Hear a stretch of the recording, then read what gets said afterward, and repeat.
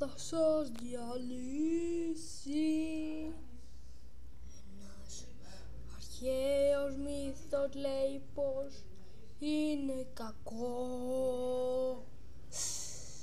Είναι κακός ο Φαραώ.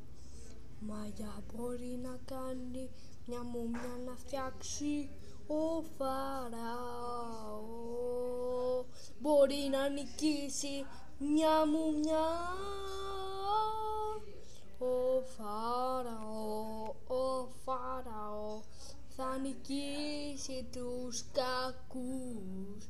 Είναι κακός, θα νικήσει πολύ.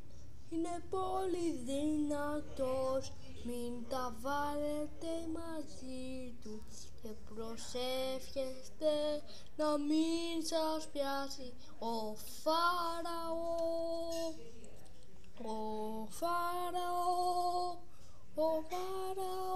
γράφει πολλά πράγματα. Ο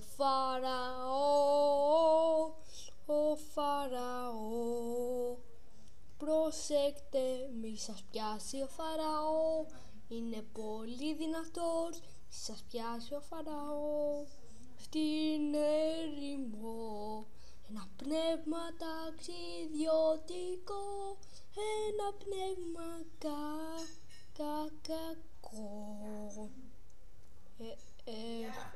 Τέλος.